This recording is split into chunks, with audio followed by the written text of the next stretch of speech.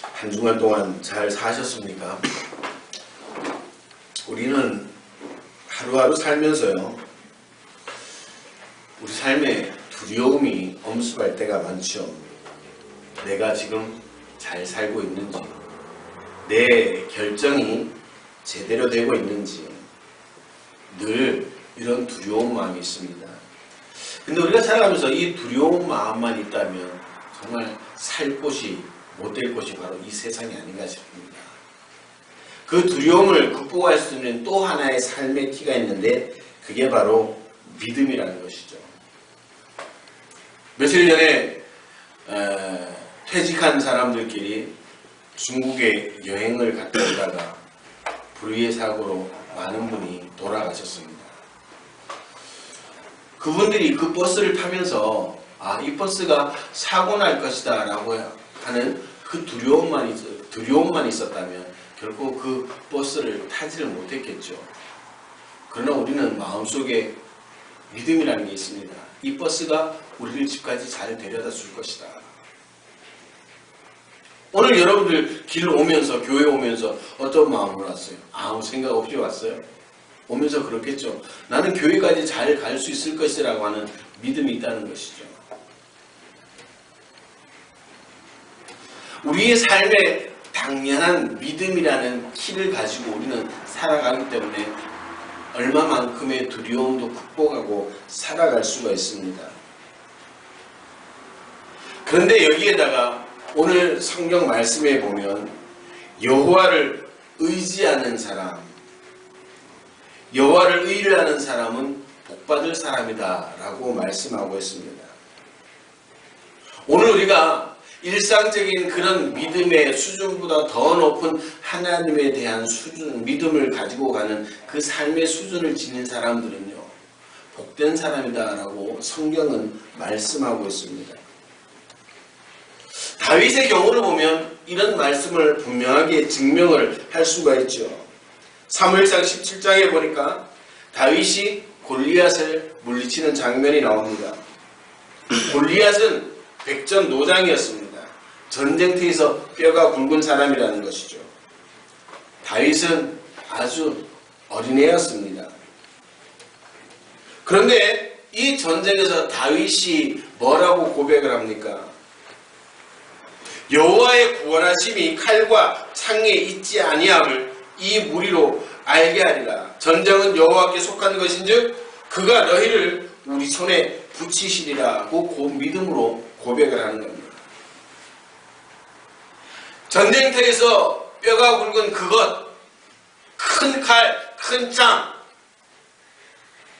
엄청나게 두꺼운 갑옷, 그것이 믿을 게 아니라고 하는 것이죠. 하나님만 의지할 때, 다윗은 그 하나님만 의지할 때 자기에게 승리를 주실 것이다 라고 하는 이 믿음의 고백을 합니다.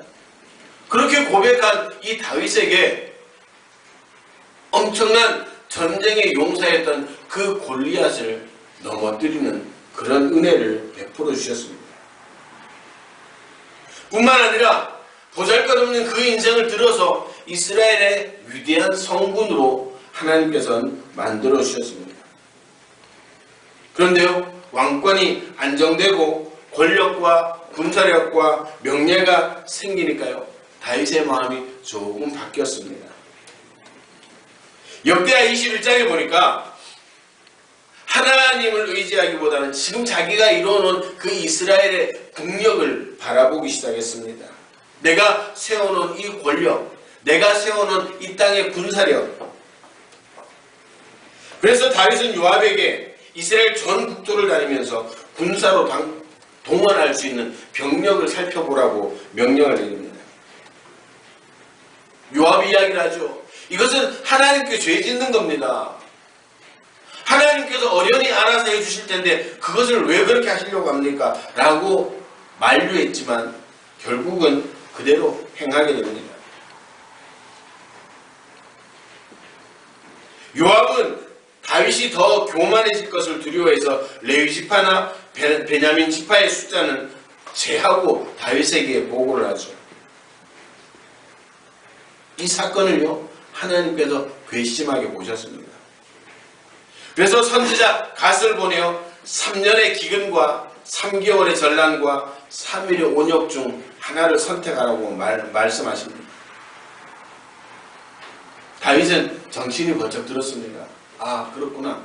내가 교만했구나. 그러고 뭐라고 얘기를 합니까?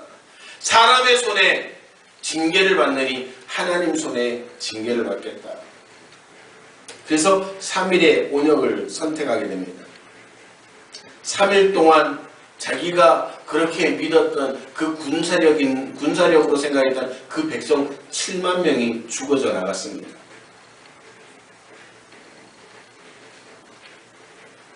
우리는 우리 신앙을 바로 정립할 수 있어야 됩니다. 우리가 약할 때 더 하나님을 의지해야 됩니다. 주님을 이용하려는 것이 아니라 주님을 전적으로 의지하고 신뢰해야 된다고 하는 것이죠. 더 나아가 우리가 인생이 좀 괜찮아지고 살만해져도 더 하나님을 붙잡을 수 있는 사람이 되라. 오늘 그 말씀을 하고 있는 겁니다. 여러분들 어려울 때는요 다 하나님 잘 믿는 것 같습니다. 문제는 뭐예요? 살만해지면서부터 믿음의 색깔이 분명하게 나타나게 된다는 것이죠. 핵심은 뭐예요? 형통할 때도 주님을 의지해야 된다고 하는 것입니다. 형통할 때 하나님을 더 신뢰하라는 겁니다. 인생에서 승리하고 성공하고 그런 누리는 삶을 살게 될 때에도 하나님을 의지하라는 겁니다. 오늘 본문의 말씀처럼 하나님을 의지하는 것이 복된 인생이기 때문입니다. 그러면 우리가 하나님을 의지하기 위해서 우리 인생에 포기해야 될 것들이 뭘까? 가장 먼저요, 자기 명철을 포기해야 됩니다. 잠언 3장 5절 6절 말씀에 보니까요, 너는 마음을 다하여 여호와를 의뢰하고 내 명철을 의지하지 말라. 너는 범사에 그를 인정하라. 그리하면 내 길을 지도하시리라. 내 머리, 내 지혜, 내 지식을 의지하지 말고 하나님을 의지하고 인정하면 하나님께서 인도해 주신다라고 말씀하고 있습니다.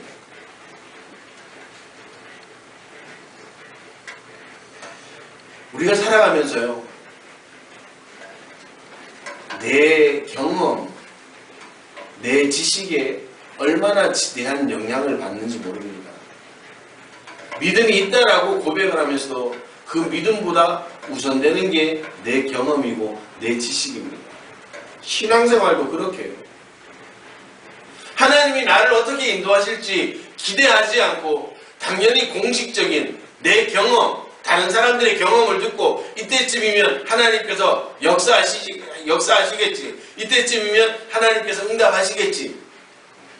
그런 공식적인 그런 자신의 경험들, 지식들을 너무 앞세우는 경향이 있다라고 하는 것이죠. 예수님이 뭐라고 말씀하세요? 예수님 다시 오실 날은 아무도 알 수 없다라고 말씀하셨죠. 저는 이 말씀을 조금 줄여서 우리 삶에 적용을 한다면 하나님이 우리 삶에 언제 어떻게 역사하실지 모른다라는 그런 말로 이해를 하면서 그렇게 묵상을 해봅니다. 근데 우리는 하나님을 내 정답에, 내 인생의 정답에 하나님을 갖다 끼우죠. 하나님, 지금입니다. 하나님, 이때쯤입니다.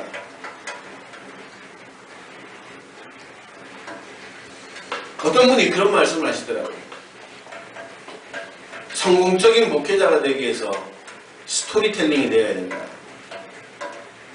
어떻게 목사 되기로 결단하고 어떤 과정이 있었고 그래서 어떻게 목회로 승리했는가. 물론 그게 다른 사람들에게 좋은 영향력을 미칠 수도 있습니다. 그러나 그게 때로는 정답지와 같은 역할을 해서 하나님을 신뢰하기보다는 그 정답지, 그 스토리텔링에 너무 사람들이 목매이게 된다는 사실을 저는 알게 되었습니다.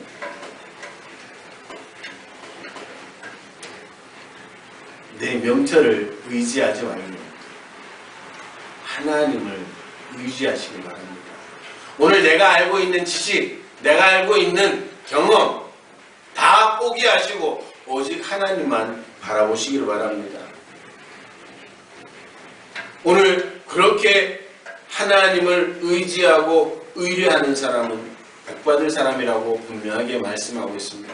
내 힘이 아니라 하나님의 인도하심에 여러분들의 삶을 드릴 수 있는 그런 귀한 은혜가 있게 되기를 주님의 이름으로 축원합니다. 두 번째는 내 힘을 포기해야 됩니다. 사무엘상 14장 6절에 보면 요나단이 여호와의 구원이 사람의 많고 적음에 있지 않다라고 고백을 하고 있습니다. 그리고 사사기 7장에 보면 그런 신뢰가 나타나고 있죠. 미디안 세력이 확장되면서 이스라엘을 억압하고 있을 때 하나님은 기드온을 사사로 세웁니다. 그가 이스라엘 전국에 방을 붙여서 병사를 모집합니다. 그래서 모였더니 32,000명이나 되는 어마어마한 숫자가 모였습니다. 그러나 미디안 군대에 되면 조족지혈이죠. 그런데 더 모아도 시원찮을 판에 하나님이 말씀합니다. 야, 이건 너무 많다. 이 중에 두려움 있는 사람들 빨리 집으로 돌려보내라. 무서운 사람 집에 가시오 하니까요. 22,000명이 동시에 집에 다 돌아갑니다. 몇 명 남았어요? 10,000명 남았어요. 기드온 입장에서는 기가 막히겠죠. 하나님이 그렇게 기가 막힌 기드온에게 이야기를 합니다. 야, 10,000명도 많다. 그리고 개울가로 와서 물을 먹이라고 그렇게 말씀하셔서 물 먹는 방법에 따라서 돌려보내고 남길 사람은 남겼는데 몇 명이 남았어요? 300명이 남았습니다. 정말 기드온으로서는 기가 막힌 사건이 아닐 수 없습니다. 그런데 하나님께서 7장 2절에 왜 돌려보내셨는가를 말씀하고 있죠. 너를 쫓는 백성이 너무 많은즉 내가 그들의 손에 미디안 사람을 붙이지 아니하리니 이는 이스라엘이 나를 거스려 자랑하기를 내 손이 나를 구원하였다 할까 합니다. 뭐예요? 우리 힘으로 이스라엘을 구했다는 거죠. 군사력이 이스라엘을 구원했다라고 그런 말들을 싫어하셨다라고 하나님께서 말씀하고 있습니다. 우리는 살아가면서 이렇게 군사력과 같은 내 힘을 의지할 때가 많습니다.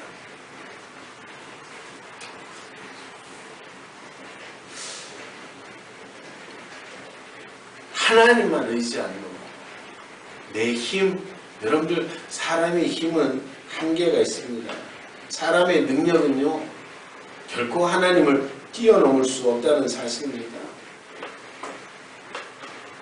그렇다면 그 하나님의 능력을 내 능력으로 만드는 게 뭐예요? 내 것을 내려놓는 겁니다. 내 힘을 빼는 거예요. 그러면 하나님이 그때 하나님의 힘으로 역사하여 주시는 줄로 믿으시기 바랍니다. 힘이 있으면 얼마나 있겠습니까? 여러분들의 권세가 얼마나 크겠습니까? 그러나 하나님의 권세는 무궁무진하다는 사실을 기억하시기 바랍니다. 그리고 여러분들의 가진 힘을 뺄 때, 여러분들이 가지고 있는 그 능력의 힘을 뺄 때 하나님께서 여러분들을 통해 역사해 주시는 겁니다.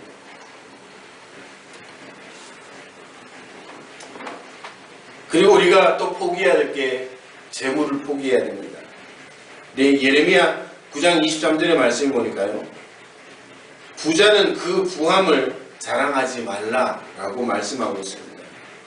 대신 하나님을 아는 지식을 자랑하라고 그렇게 말씀합니다.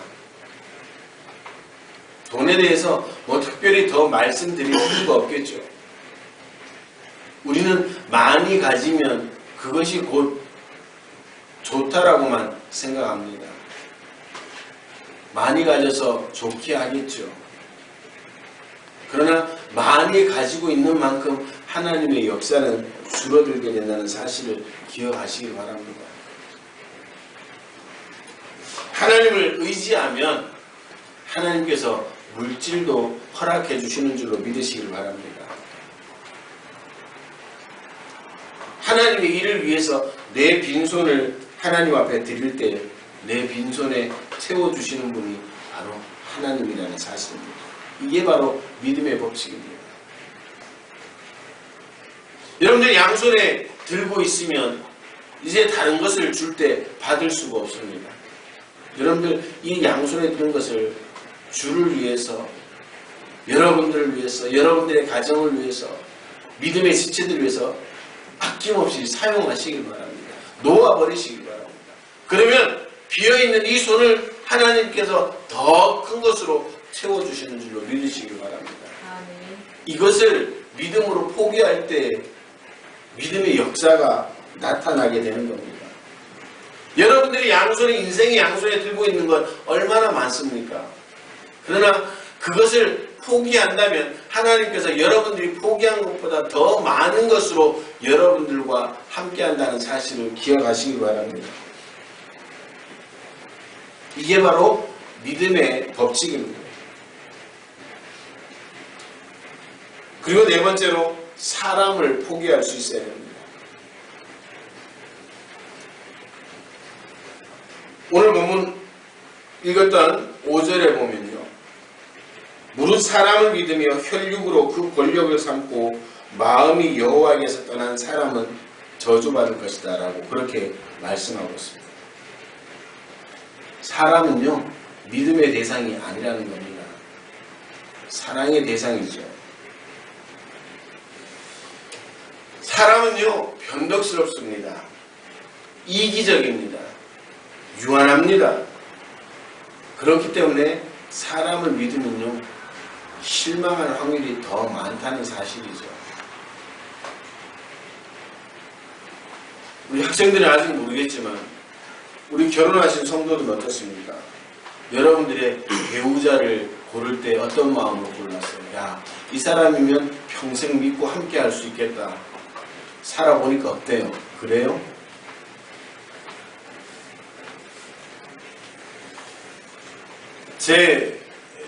저희들 그 결혼 사진책을 보면요. 저희가 결혼하기 전에 썼던 연애 편지를 이렇게 좀 띄워놨습니다. 아, 그거 볼 때마다 손이 오글거려요. 마지막에 제가 써놨던 게 기억납니다. 당신이 영원히 기댈 수 있는 큰 나무가 되겠습니다. 요즘은 제가 저희 집사람한테 더 기대는 것 같습니다. 그 말 들었을 때 어땠을까? 아, 정말 이 사람 내가 믿을 만하다. 이 사람과 평생을 한번 같이 해볼 만하다. 아마 모르긴 못하다 실망했을 겁니다. 사람을 믿으면 실망할 수밖에 없다는 것이죠. 사람은 이기적이기 때문입니다. 나 스스로만 봐도 그렇습니다. 가족들한테 잘해야지, 성도들한테 잘해줘야지 늘 그 생각을 하면서 결국은 결정할 때 보면 나라는 존재가 기어이 들어간다는 거예요. 이기적이기 때문에. 아, 목사님 보면 믿을만해요. 믿지 마세요. 저도 배신할 수도 있는 사람이라는 거예요. 이런 사람에 대한 기대를 포기할 때 하나님께서 역사해 주십니다. 제가 목회를 하면서 그런 얘기를 가끔씩 합니다. 가는 사람 안 말리고 오는 사람 가려받는다. 보니까요, 사람 때문에 목회자는 상처를 받을 때가 많더라고요. 그러나 그렇게 사람에 대한 기대심을 낮추고요. 사랑해 주어야 될 존재라는 이 사실을 되뇌고 있으면요. 그래도 마음이 덜 아파요. 여러분들도 마찬가지입니다. 그 사람에게서 뭔가 기대를 하면요. 기대한 만큼 아픕니다. 그러나 내가 사랑해 주어야 될 존재라는 사실, 저 사람은 내 사랑이 필요한 존재라는 그 사실을 알고 사랑만 부어준다면 결코 실망하거나 아플 일이 없다는 사실입니다. 여러분들의 주위의 사람들 포기하십시오. 포기하라고 하니까 다 노라는 얘기는 아닙니다. 기대치를 갖지 말라는 겁니다. 여러분들이 사랑해 줘야 되고 섬겨줘야 되고 높여줘야 될 존재라는 사실을 분명히 기억하시고 그렇게 섬길 때 우리의 삶이 복되다는 것이죠. 오늘 본문 말씀에 뭐라고 8절에 보니까 뭐라고 말씀합니까? 그렇게 살아가는 사람은요, 물가에 힘기운 나무가 그 뿌리를 강변에 뻗치고 더위가 올지라도 두려워하지 않으며 그 잎이 청청하며 가물 내에도 걱정 없고 결실이 그치지 않겠다라고 말씀하고 있습니다. 오늘 우리가 하나님 앞에 포기하는 것이 많은 만큼 우리의 삶이 더 복되다는 사실을 증명하고 있습니다. 여러분들 이 시간 한번 생각해 보시기 바랍니다. 여러분들이 하나님 앞에 내려놓지 못한 것이 무엇인지, 아직 포기하고 있지 못한 것이 무엇인지,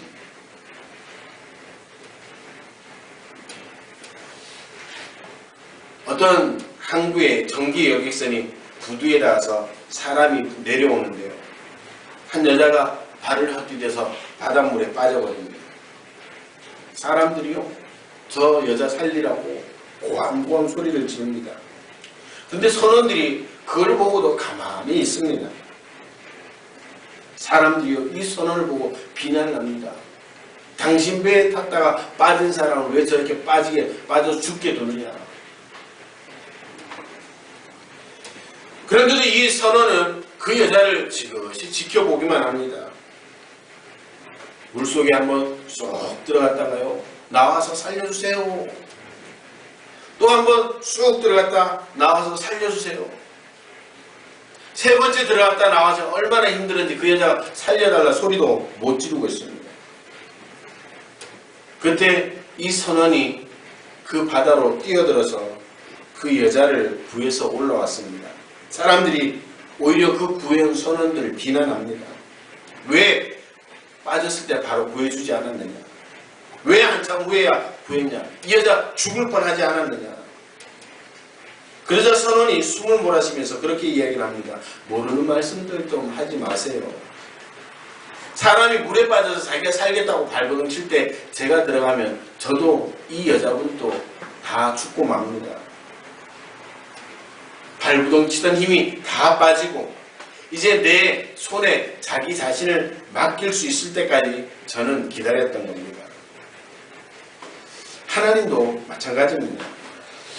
인간이 자신의 힘을 갖고 발버둥 칠 때 하나님이 도와주시지 않습니다. 천방지축으로 날뛰는 그 사람을 어떻게 도와주겠습니까?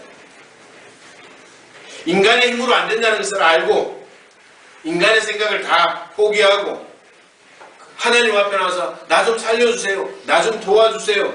그렇게 할 때 하나님은 그제서야 일하신다라고 우리는 그렇게 배우고 그렇게 말씀을 묵상합니다. 하나님을 의뢰하는 사람, 하나님을 의지하는 사람, 그 사람이 바로 그 사람입니다.